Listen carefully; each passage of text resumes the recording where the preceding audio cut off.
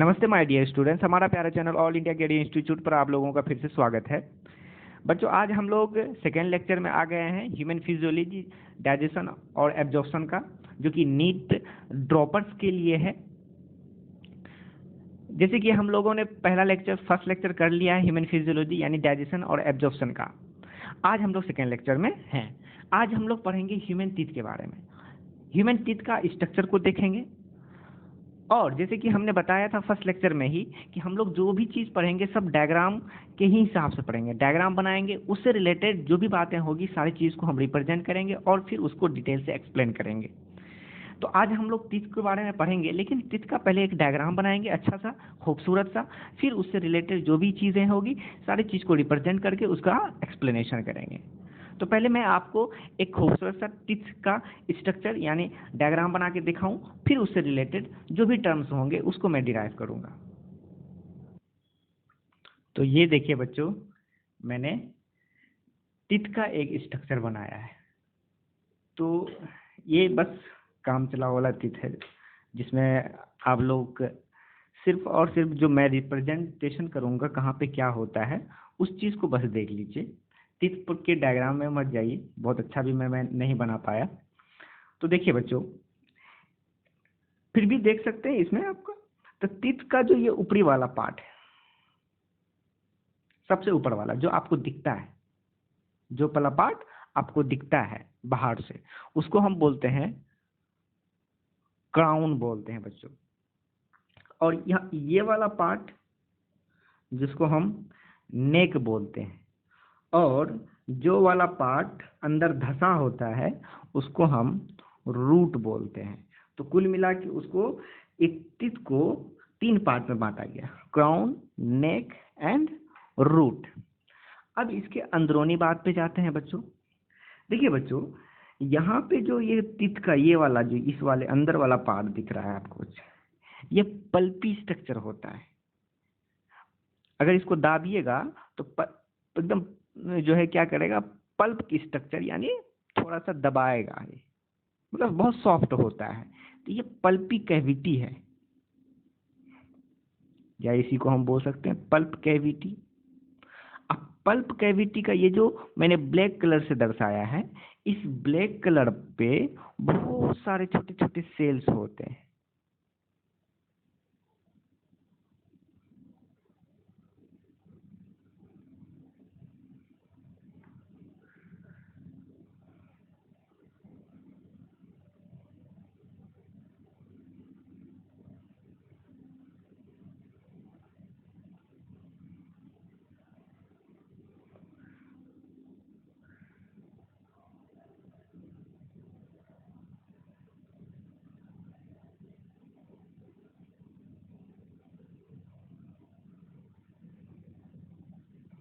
ये देखिए छोटे छोटे सेल्स होते हैं। इस छोटे छोटे सेल्स को हम लोग कहते हैं ओडोंटोब्लास्ट। क्या बोलते हैं बच्चों? ओडोंटोब्लास्ट। तो इसका मतलब इस पल्प कैविटी में ये ओडोंटोब्लास्ट सेल्स होता है। उसके साथ साथ आर्टरी भी होता है, जिससे blood pass, oxygenated blood pass होता है, और साथ साथ वेन भी होता है जिससे डीऑक्सीजनेटेड ब्लड पास होता है। और उसके साथ साथ मैं यहाँ पे प्लस कर देता हूँ बच्चों, साथ साथ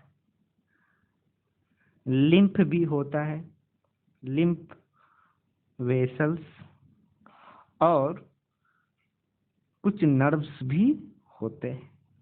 तो इस पल्प कैविटी में, ये जो पल्प कैविटी है, इसमें ओडोंटोब्लास्ट सेल्स होगा, आर्टरी होगा, वेन होगा, लिम्फ वेसल्स होगा और नर्व्स होगा। क्लियर बच्चों? अब ये वाला पार्ट जो आप बाहरी वाला पार्ट दिख रहा है आपको, जो अब अगर आप अपना टीथ को देखिएगा तो टीथ के बाहर में एक ये जो क्राउन वाला पार्ट है जो आपको दिखता है, तो बाहर में आपको एक व्हाइटिश कलर का दिखेगा, जिसके वजह से दांत चमकता है। तो ये व्हाइटिश कलर का एक, इस टीथ में क्या होता है, व्हाइटिश कलर का ऊपर में एक लेयर चढ़ा होता है। ये लेयर, इसी लेयर को हम, ये जो लेयर है, इसी लेयर को हम बोलते हैं बच्चों, ये पूरा एक लेयर है जो पूरे टीथ के ऊपर में एक लेयर की तरह चिपका हुआ है, इस लेयर को हम लोग कहते हैं एनामेल। क्या कहते हैं बच्चों? एनामेल। अगर इस एनामेल के बारे में स्पेशली जाना जाए तो कहा जाता है एनामेल का जो ओरिजिन, सबसे पहला हम लोग देखेंगे ओरिजिन। तो इसका ओरिजिन जो बच्चों होता है एक्टोडर्मल होता है।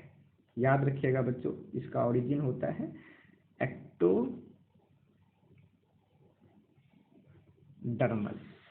क्लियर? तो आपको पूछ सकता है एनामेल का ओरिजिन एक्टोडर्मल। और एनामेल किस तरह के सेल से मिलकर बनता है? तो कहा जाता है फॉर्म बाई अमीलोब्लास्ट। बहुत इंपॉर्टेंट है बच्चों, इसको याद रखिएगा। अमीलोब्लास्ट सेल से मिलकर बना होता है क्या? एनामेल। कहा जाता है एनामेल पूरे ह्यूमन बॉडी का हार्डेस्ट सब्सटेंस होता है। कहीं कहीं कोई कोई बुक में तो ये भी लिखा होता है पूरे एनिमल किंगडम का सबसे हार्डेस्ट सब्सटेंस एनामेल। जी हाँ, लेकिन यहाँ ह्यूमन फिजियोलॉजी पढ़ रहे हैं इसीलिए हम लोग लिखेंगे hardest substance of body, body का सबसे हार्डेस्ट सब्सटेंस। इसका काम क्या होता है? हमारे टीथ को प्रोटेक्शन करना। अगर ये एनामेल हट जाता है बच्चों तो दांत जो हमारा जो टीथ होता है वो बिल्कुल भद्दा कलर का है, येलोइश कलर पड़ जाता है, उसमें दिखने में बिल्कुल खराब जैसा लगता है। ठीक है, तो ये चमकदार और दांत जिसका एनामेल गया समझिए तो उसका दांत भी कुछ दिन में घिस घिस कर खत्म हो जाएगा। तो एनामेल को नहीं जाने देना है बच्चों। इसी वजह से टूथपेस्ट हो या ब्रश हो वो थोड़ा महंगा और अच्छा वाला खरीदें। और वाटर पे भी डिपेंड करता है आपका एनामेल, यानी जो है आपका टीथ वाटर पे। तो वह वाटर जिसमें फ्लोराइड का मात्रा बहुत ज़्यादा होता है तो वहाँ भी खतरा है आपके दांत को। अगर फ्लोराइड का मात्रा कम है वहाँ भी खतरा है। इसी वजह से कहा जाता है जहाँ पे आप रहते हैं, जिस पानी को आप पीते हैं या जिससे आप दांत साफ करते हैं, मुंह धोते हैं, तो उस पानी में आप जो है उस पानी को जाके डॉक्टर से दिखाएं। ऐसा इतना तो पॉसिबल नहीं होता है, फिर भी कहा जाता है कि दिखाएं आप, और दिखा के उसमें आप फ्लोराइड का अमाउंट को देखें कि कितना फिक्स है कि नहीं, जो हमारे जिस हिसाब से चाहिए उस हिसाब से है कि नहीं। तो फ्लोराइड पे डिपेंड करता है। तो इसलिए एनामेल बहुत अच्छी चीज़ है बच्चों, जो आपकी टीथ को प्रोटेक्शन करता है, साथ ही साथ आपके दांत को खूबसूरती भी देता है। तो ये प्रोटेक्शन का काम करता है एनामेल। तो फंक्शन इसका क्या है बच्चों? प्रोटेक्शन का काम करता है। ठीक है, अब यहाँ पे देखिए बच्चों, ये वाला जो ये बाहर वाला पार्ट है जहाँ पे मैंने रेड कलर दर्शाया है, इस वाले पार्ट को हम डेंटाइन बोलते हैं। ये डेंटाइन बोन वाला पार्ट है बच्चों, ये बोन वाला पार्ट है, और जिसके ऊपर ये एनामेल का लेयर चढ़ा है। तो इस बोन को प्रोटेक्शन यही एनामेल कर रहा है। तो ये बोन वाला पार्ट को ही हम बोलते हैं डेंटाइन। ठीक है, इस डेंटाइन का ओरिजिन जो बच्चों होता है वो मेसोडर्मल होता है।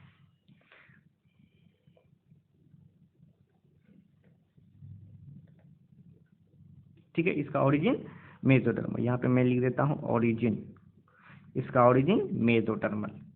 ठीक है, और ये किस तरह के सेल से बना होता है?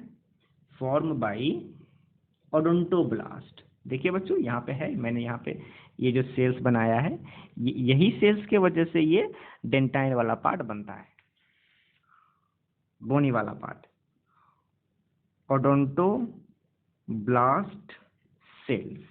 ठीक है, तो डेंटाइन इज ए कौन? बोनी पार्ट है ना, तो इसलिए मैं यहाँ पे लिख सकता हूँ बोनी पार्ट ऑफ टिथ। टिथ का बोनी पार्ट यही वाला है, डेंटाइन है। क्लियर?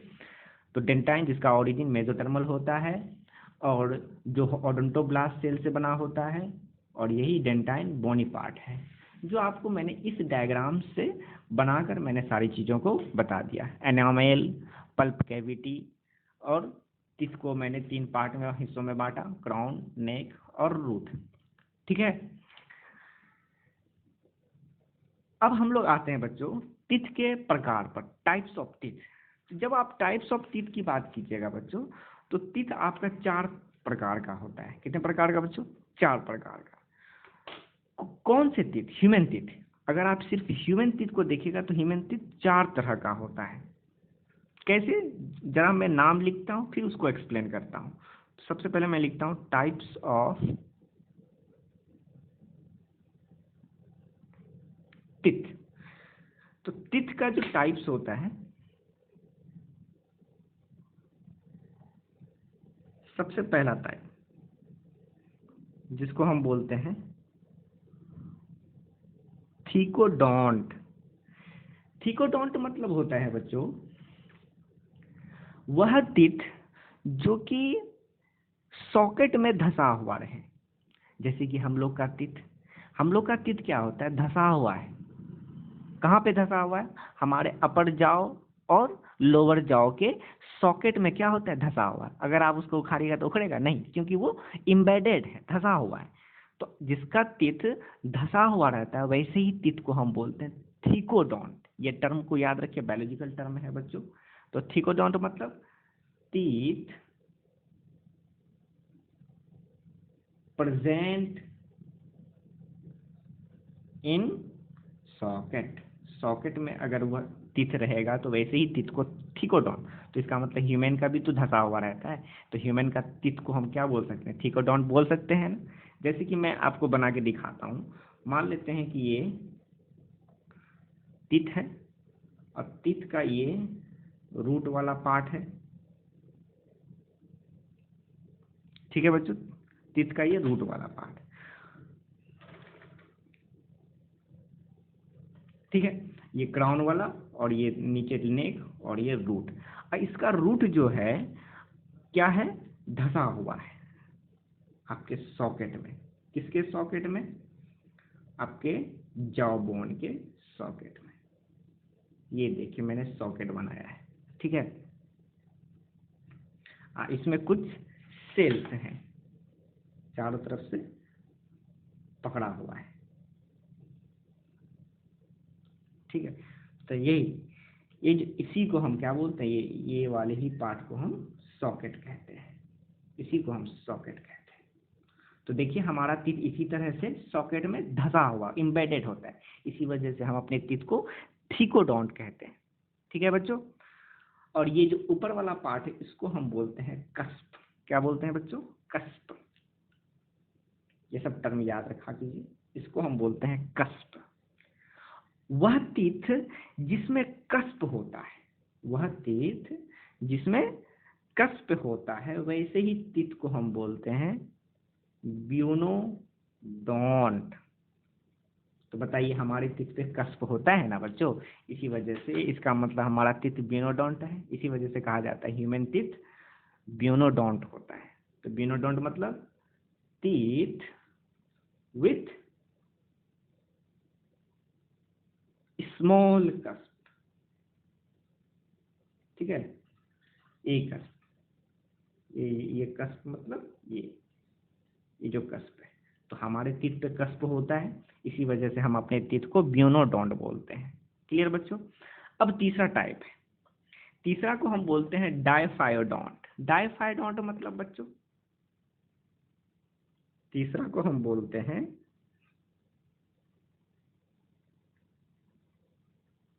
डायफायोडोंट।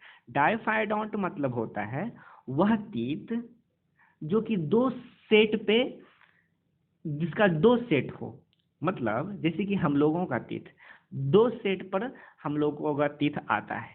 जैसे कि फर्स्ट सेट आता है जिसको हम टेम्पोररी या फिर उसी को मिल्क टीथ बोलते हैं, और फिर एक टीथ आता है जो परमानेंट होता है, हमेशा के लिए होता है। तो चूंकि हम लोग का दांत जो होता है वो 2 टाइम्स आता है, 2 सेट में आता है। इसी वजह से तो वह दांत या वह टीथ जो कि 2 सेट में 2 बार आता हो वैसे ही टीथ को हम डायफायोडोंट बोलते हैं। तो हम लोगों का भी तो 2 बार आता है, इसी वजह से हम अपने टीथ को क्या बोलेंगे? डायफायोडोंट। तो डायफायोडोंट मतलब 2 सेट्स ऑफ टीथ। क्लियर बच्चों? और चौथा है, मैं यहाँ पे जगह नहीं है बच्चों, मैं यहाँ पे लिख देता हूँ। चौथा है हेट्रोडोंट। हेट्रोडोंट मतलब अनेक तरह का टीथ हमारे बकल कैविटी में पाया जाता है, जैसे इंसीजर, केनाइन, प्रीमोलर, मोलर। मैं आपको इस चीज को सारा को एक्सप्लेन मैं अभी करूंगा, बस मैं यहाँ पे बताना चाहता हूँ कि टीथ हमारा 4 प्रकार का यानी 4 टाइप्स, यहाँ पे लिख देता हूँ, 4 टाइप्स का होता है। कौन कौन? थिकोडोंट। थिकोडोंट मतलब वह टीथ जो कि सॉकेट में एम्बेडेड होता है, वैसी टीथ को थिकोडोंट बोलते हैं। तो हम लोगों का भी टीथ सॉकेट में एम्बेडेड होता है, इसी वजह से ह्यूमन टीथ थिकोडोंट होता है। ह्यूमन टीथ ब्यूनोडोंट होता है क्योंकि उसमें स्मॉल कस पाया जाता है, और ह्यूमन टीथ डायफाइडोंट भी होता है क्योंकि वो 2 सेट में टीथ आता है हम लोगों का, इसी वजह से हम लोगों का टीथ डायफाइडोंट भी होता है। और दूसरा चौथा जो है वो हमारा टीथ हेट्रोडोंट भी होता है क्योंकि कई तरह का टीथ पाया जाता है, जैसे इंसीजर, केनाइन, प्रीमोलर, मोलर। और एक टीथ होता है जिसको हम विजडम टीथ या अक्कलदार भी बोलते हैं, जो कि 21-22 साल के बाद आता है। क्लियर बच्चों? अब इन सारी चीज़ों को मैं तो थिकोडोंट में कोई प्रॉब्लम नहीं, ब्यूनोडोंट में कोई प्रॉब्लम। अब हम लोग जो है इस दोनों को एक्सप्लेन करेंगे बच्चों, जो कि एनसीईआरटी में एक्सप्लेन किया हुआ है, डायफाइडोंट और हेट्रोडोंट को। क्लियर बच्चों? तो करते हैं हम लोग एक्सप्लेन। चलिए बच्चों हम लोग स्टार्ट करते हैं। सबसे पहला हम लोग देते हैं डायफाइडोंट। तो डायफाइडोंट मतलब वह टीथ जो 2 सेट में आता हो।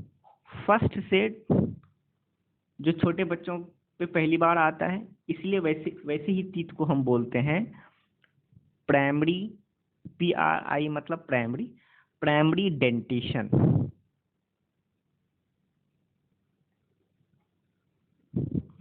और दूसरा सेट को हम लोग कहते हैं सेकेंडरी डेंटिशन।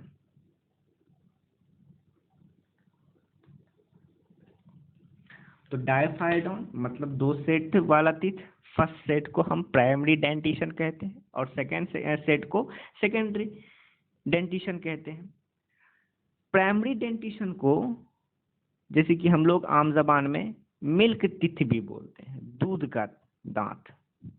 ठीक है, दूध का दांत, दूध का कर्ज निभाना, वही वाला दूध का दांत। ठीक है, या इसी को हम लोग डेसिडियस, मैं ये सब इसीलिए बता रहा हूँ क्योंकि ये सब वर्ड टर्म भी यूज कर लेता है, तो आप लोग इधर उधर हो जाइएगा कि बाप रे ये डेसिडियस क्या होता है, इसीलिए हम लोगों को बताना। तो प्राइमरी डेंटिशन या मिल्क टीथ को ही डेसिडियस टीथ, या इसी को हम लोग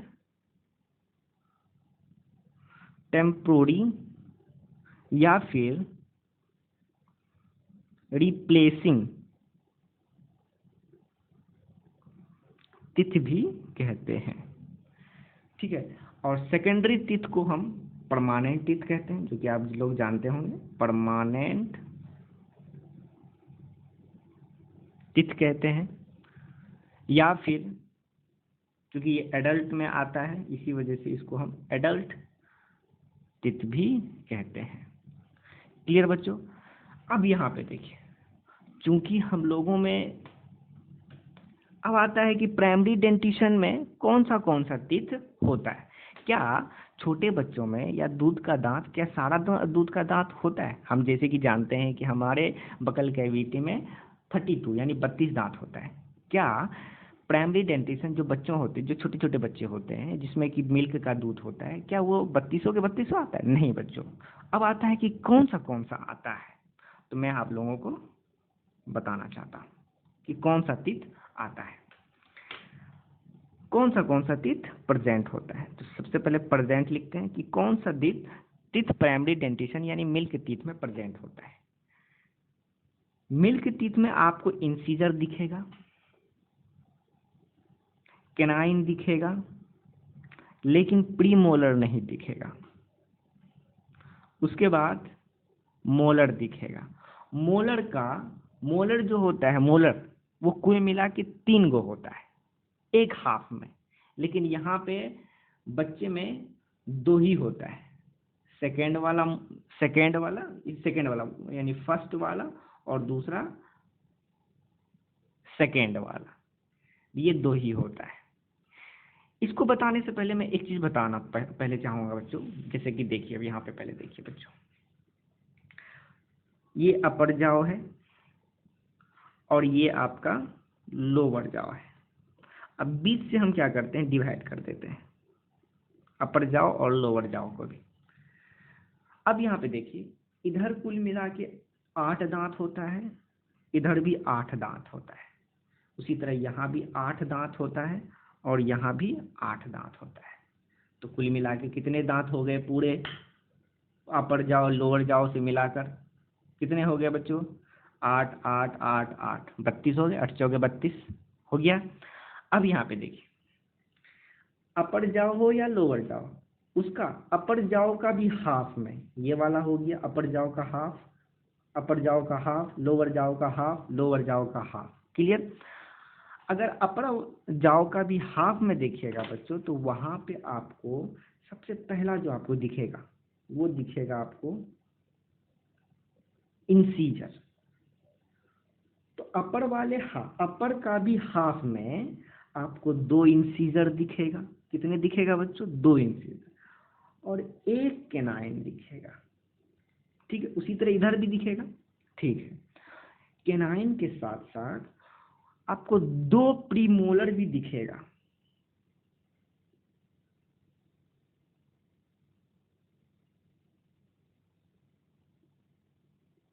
ठीक है, 2 प्रीमोलर दिखा।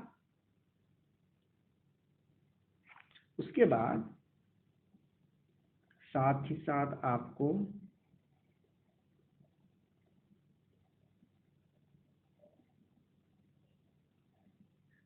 3 बड़ा बड़ा मोलर दिखेगा, जो सबसे लास्ट में होता है। ठीक है, तो आपको क्या क्या दिखा बच्चों? इंसीजर दिखा 2 गो अपर के हाफ में, उसी तरह केनाइन दिखा, कै गो बच्चों? 1 गो दिखा। उसी तरह प्रीमोलर दिखा, यहां से लेकर यहां तक, ये हो गया आपका प्रीमोलर। कै गो दिखा बच्चों?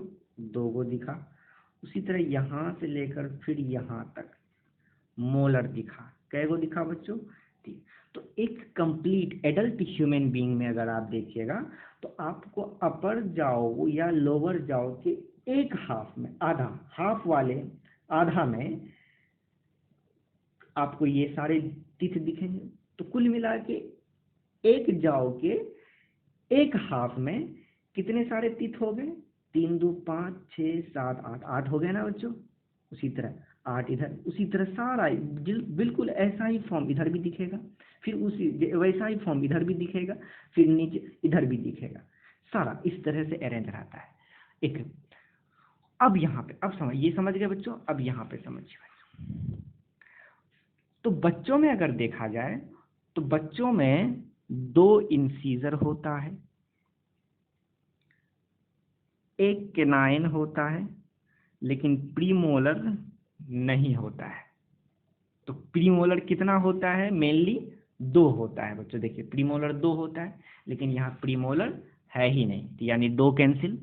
अब मोलर कितना होता है बच्चों? कुल मिला के मोलर आप देखिए 3 गो होता है, लेकिन बच्चों में फर्स्ट और सेकेंड मोलर होता है, थर्ड मोलर नहीं होता है। इसी वजह से मैंने यहाँ लिखा फर्स्ट मोलर और सेकेंड मोलर होता है, यानी मोलर कितना? कुल मिला के 3 होता है, लेकिन बच्चों में 2 ही होता है।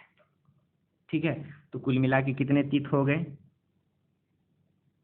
एक हाफ में कितने टीथ हो गए बच्चों? 2 1 3 2 5। तो एक हाफ में, बच्चों के एक हाफ में 5 टीथ हुए, तो बताइए टोटल कितने हो गए? 5 5 10 5 15 5 20। तो इसको यानी 4 से इंटू करना होगा, तो 5 चौके 20, यानी कुल मिला के 20 टीथ होते हैं बच्चों में सिर्फ। क्लियर हो गया? और क्या एब्सेंट होता है बच्चों में? क्या एब्सेंट होता है? जैसे अभी आपने देखा प्रीमोलर एब्सेंट होता है, यानी प्रीमोलर नहीं होता है।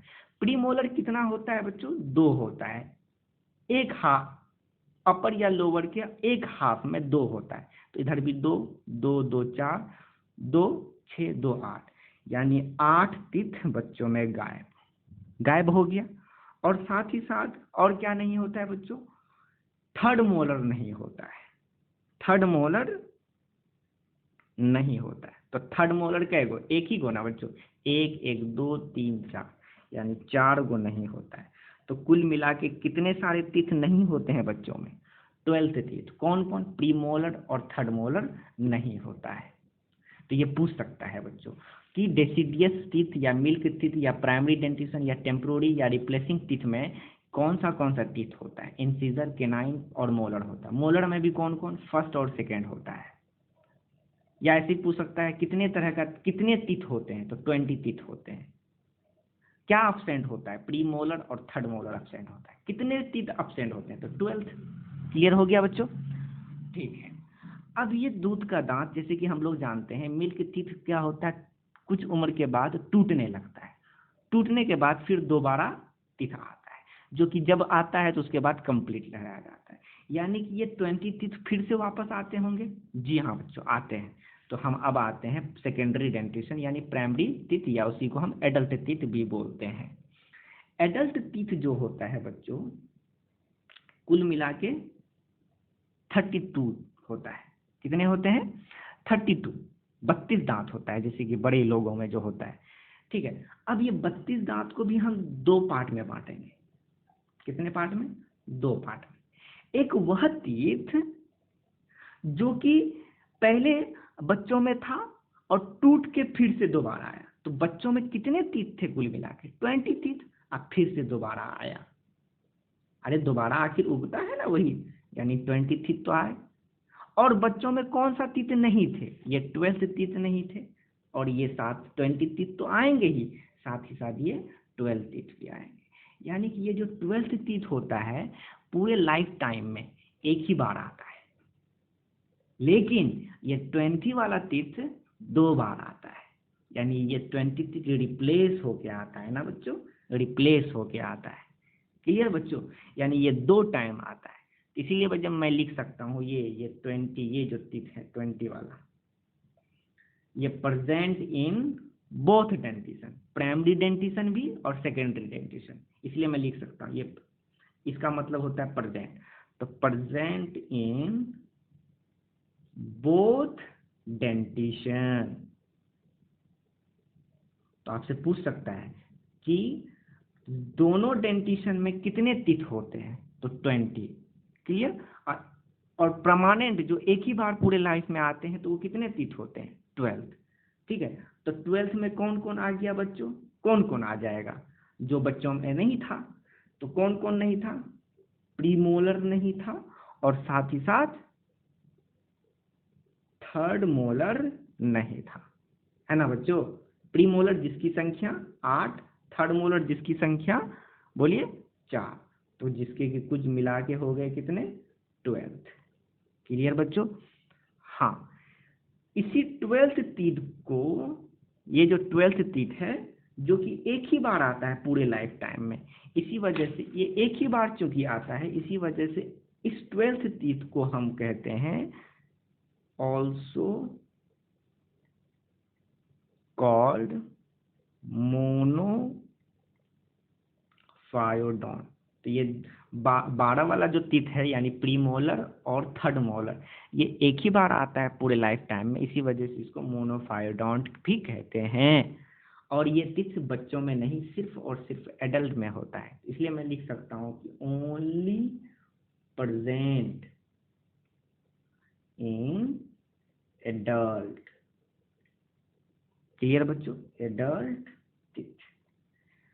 तो उम्मीद करते हैं बच्चों टीथ के बारे में ये जितना भी मैंने डायफायोडॉन्ट के बारे में बताया समझ गए होंगे। इस वाले फिगर को याद रखिएगा, इससे हम जब डेंटल फॉर्मूला बताएंगे तो ये बहुत हेल्प करेगा आपका। ठीक है बच्चों। हाँ, अब दूसरा आता है हेट्रोडॉन के बारे में पढ़ते हैं। तो पढ़ते हैं बच्चों हेट्रोडॉन के बारे में, चौथा वाला पार्ट।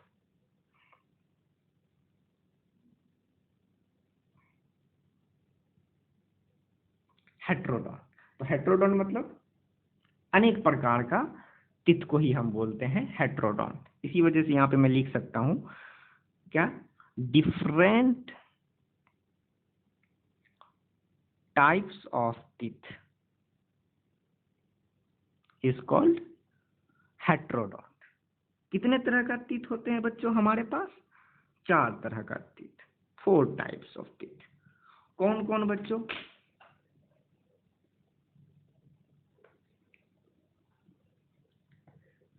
सबसे पहला इंसीजर, जिसको आई से डिनोट करते हैं, जिसका काम होता है कटिंग का, वो कटिंग का काम करते हैं. ठीक है बच्चों. और दूसरा होता है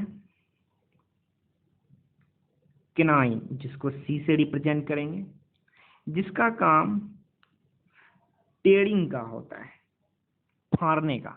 जैसे कि हम जो नॉन वेज खाते हैं, गोश्त या फिर मीट को चीरना होता है, जैसे कि कार्निवोरस में ये बहुत ज़्यादा डेवलप होता है केनाइन वाला पार्ट, क्योंकि वो सिर्फ और सिर्फ वो कार्निवोरस होता है, वो सिर्फ मीट को खाता है. इसी वजह से ये वाला पार्ट उसको बहुत हेल्प करता है टेयरिंग करने में, चीरने फाड़ने में. ठीक है बच्चों. उसके बाद तीसरा है प्रीमोलर,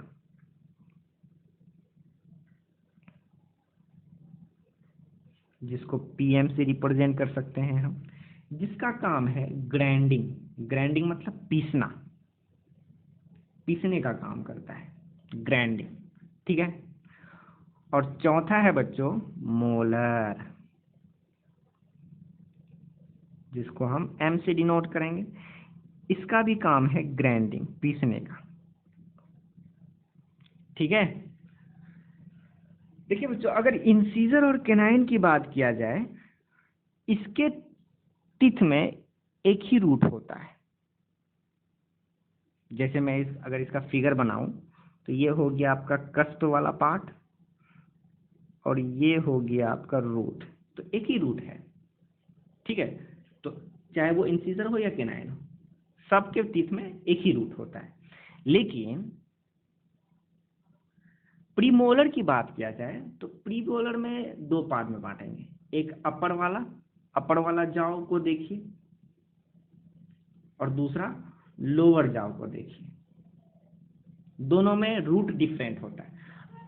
अपर वाले जाव में 2 रूट होता है, लेकिन लोअर वाले जाव में एक ही रूट होता है. जैसे कि मैं यहाँ पे बनाया हूं, तो 2 रूट का फिगर मैं बनाता हूं. देखिए बच्चों,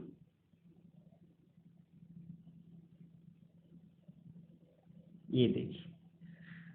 तो जैसे कि प्रीमोलर जो कि अपर जाव में भी होता है, लोअर जाव में, तो लोअर जाव में तो एक ही रूट, जो कि अपर वाला फिगर देख सकते हैं, लेकिन अपर वाले जाव में के टीथ में 2 रूट होता है, जैसे कि मैंने यहाँ पे बनाया है. अब मोलर की अगर बात किया जाए तो बच्चों, मोलर को भी 2 पार्ट में बांटा. अपर जाव और दूसरा लोअर जाव. ठीक है. अपर जाव के टीथ में जो मोलर वाला पार्ट होता है उसमें 3 रूट होता है, 3 रूट होता है, लेकिन लोअर वाले जाव में 2 ही रूट होता है. तो 2 वाला रूट का तो हमने फिगर बना लिया, 3 वाले रूट का हम फिगर बनाते हैं. तो देखिए बच्चों,